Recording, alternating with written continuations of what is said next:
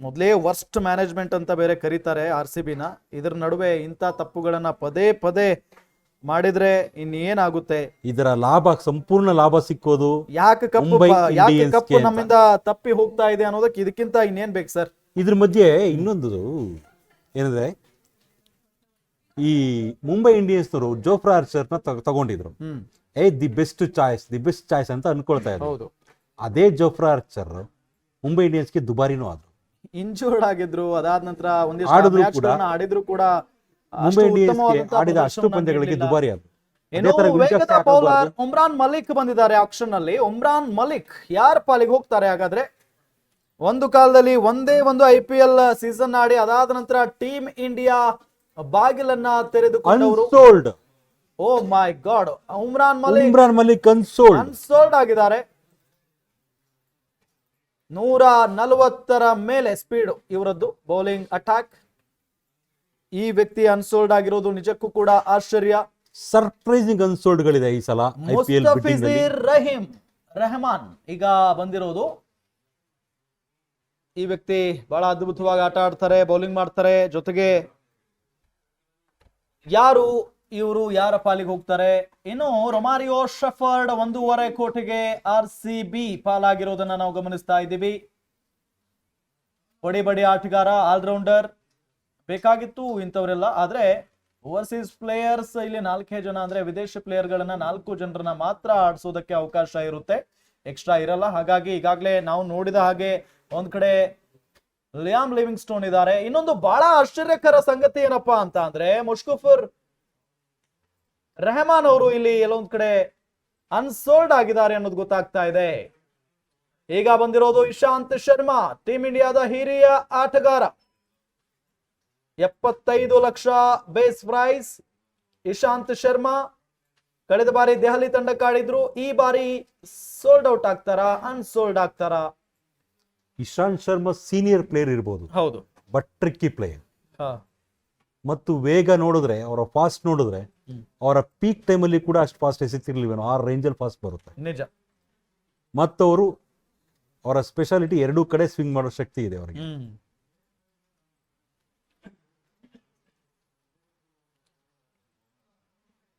Gujarat Titans interest ತೋರಿಸ್ತಾ ಇದ್ದಾರೆ ಇಶಾಂತ್ ಶರ್ಮಾ ಅವ್ರ ಮೇಲೆ. ಸೋಲ್ಡ್ ಆಗಿದ್ದಾರೆ ಬೇಸ್ ಪ್ರೈಸ್ಗೆ 75 ಲಕ್ಷಕ್ಕೆ. ಗುಜರಾತ್ ಟೈಟನ್ಸ್ ಪಾಲಾಗಿದ್ದಾರೆ ಇಶಾಂತ್ ಶರ್ಮಾ. ಅವರ ಅನುಭವ ಹೆಲ್ಪ್ ಆಗುತ್ತೆ ಸರ್ ಯಾವುದೇ ಸಮಯದಲ್ಲಾದ್ರೂ. ಹಾಗಾಗಿ ಅನುಭವವನ್ನ ನಾವಿಲ್ಲಿ, ಯಾಕಂದ್ರೆ ಅವರು ವಿರಾಟ್ ಕೊಹ್ಲಿ ಮತ್ತು ಇಶಾಂತ್ ಶರ್ಮಾ ಫ್ರೆಂಡ್ಶಿಪ್ ಇಂದಾಗಿ RCB ಫ್ಯಾನ್ಸ್ ಕೂಡ ಇಶಾಂತ್ ಶರ್ಮಾ ಫ್ಯಾನ್ಸ್. ಹೌದು, ಇಷ್ಟಪಡ್ತಾರೆ, ಅದರಲ್ಲಿ ಏನು ಡೌಟೇ ಇಲ್ಲ. Of course. ಸ್ಪೆನ್ಸರ್ ಜಾನ್ಸನ್ 2.80 ಕೋಟಿಗೆ KKR ಪಾಲಾಗಿದ್ದಾರೆ. ಗಮನಿಸ್ತಾ ಇದ್ವಿ, ಸ್ಪೆನ್ಸರ್ ಜಾನ್ಸನ್ 2.80 ಕೋಟಿಗೆ KKR ಪಾಲಾಗಿರೋದನ್ನ. ಒಳ್ಳೆಯ ಆಟಗಾರ.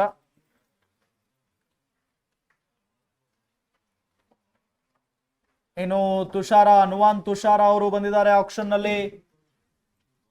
ಇವ್ರನ್ನೇನಾದ್ರೂ RCB ನೋಡುತ್ತಾ? ಒಳ್ಳೆ ಆಟಗಾರನ್ನ ಕೈ ಬಿಟ್ಟಿದ್ದಾರೆ RCB ಅವರು. ಇನ್ನೂ ಕೂಡ ಸೋಷಿಯಲ್ ಮೀಡಿಯಾ ಓಪನ್ ಮಾಡ್ಬಿಟ್ರೆ ಈಗಲೂ ಕೂಡ ವಿಲ್ ಜಾಕ್ ಶಾಕ್ ಅಲ್ಲೇ ಇದ್ದಾರೆ. ನುವಾನ್ ತುಷಾರ ಅವರ ಮೇಲೆ RCB ಮ್ಯಾನೇಜ್ಮೆಂಟ್ ಪ್ರೀತಿ ತೋರಿಸ್ತಾ ಇದೆ,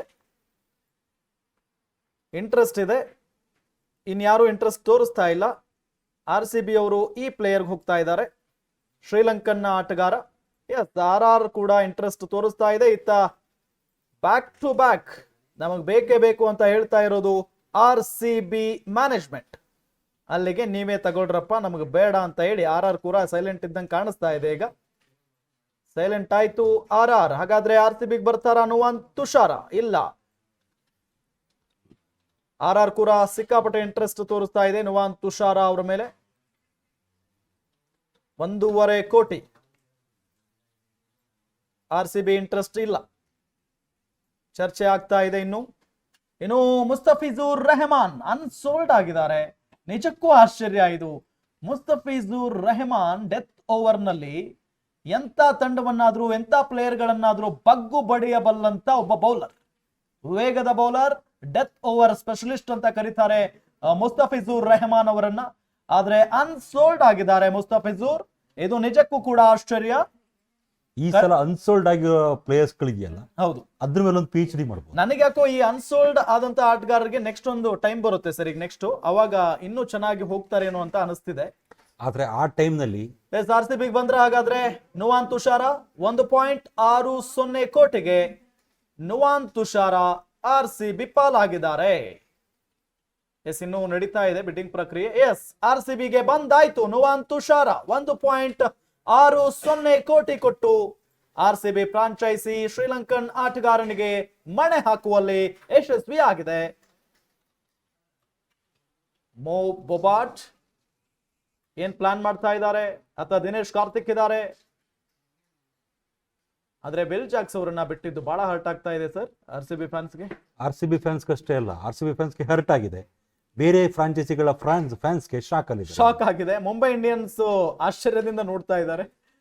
ಇನ್ನು ನವೀನ್ ಉಲ್ ಹಕ್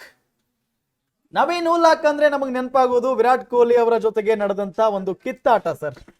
ನವೀನ್ ಉಲ್ ಹಕ್, ವಿರಾಟ್ ಕೊಹ್ಲಿ ವರ್ಸಸ್ ನವೀನ್ ಉಲ್ ಹಕ್ ಅಂತ ಆಗಿತ್ತು. ಅದಾದ ನಂತರ ವಿರಾಟ್ ಕೊಹ್ಲಿ ಬೇಡ, ಇವ್ರ ವಿರುದ್ಧ ಏನು ಘೋಷಣೆ ಕೂಗ್ಬೇಡ್ರಪ್ಪ ಅಂತ ಹೇಳಿ ಫ್ಯಾನ್ಸ್ ನ ಸೈಲೆಂಟ್ ಮಾಡಿದ್ರು. ಅನ್ಸೋಲ್ಡ್ ಆಗಿದ್ದಾರೆ ನವೀನ್ ಉಲ್ ಹಕ್, ಪ್ರತಿಭಾವಂತ ವೇಗದ ಬೌಲರ್, ಅಫ್ಘಾನಿಸ್ತಾನಿ ಆಟಗಾರ, ಅನ್ಸೋಲ್ಡ್ ಆಗಿದ್ದಾರೆ.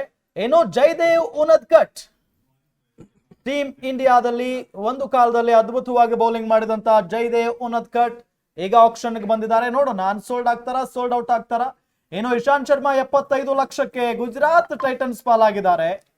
ಒಂದು ಕಾಲದ ಟೀಮ್ ಇಂಡಿಯಾದ ಹೀರೋ ಇಶಾಂತ್ ಶರ್ಮಾ ಕೇವಲ 75 ಲಕ್ಷ ರೂಪಾಯಿಗೆ ಗುಜರಾತ್ ಟೈಟನ್ಸ್ ಪಾಲಾಗಿದ್ದಾರೆ.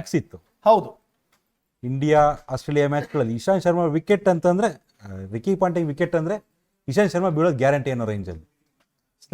ಸ್ಲೆಡ್ಜಿಂಗ್ ಬೌಲಿಂಗ್, ಹೌದು, ಬ್ಯಾಟಿಂಗ್ ಮಾತ್ರ ತುಂಬಾ ಭಯಾನಕವಾಗಿರ್ತಿತ್ತು. ಬಟ್ ಆಸ್ಟ್ರೇಲಿಯಾ ಬ್ಯಾಟ್ಸ್ಮನ್ ಗಳಿಗೆ ನೀರಿಳಿಸ್ತಾ ಇದ್ದಂತ ಬೌಲರ್ ಇಶಾಂತ್ ಶರ್ಮಾ. ಅಂತ ಇಶಾಂತ್ ಶರ್ಮಾ ಕೇವಲ ಬೇಸ್ ಪ್ರೈಸ್ 75 ಲಕ್ಷಕ್ಕೆ ಸೋಲ್ಡ್ ಔಟ್ ಆಗಿರೋದು ಆಶ್ಚರ್ಯ. ಪುಣ್ಯಕ್ಕೆ ಸೋಲ್ಡ್ ಔಟ್ ಆಗಿದ್ದಾರೆ ಸರ್, ಅನ್ಸೋಲ್ಡ್ ಆಗಿಲ್ಲ, ಖುಷಿ ಪಡಬೇಕು. ನುವಾನ್ ತುಷಾರ 1.60 ಕೋಟಿ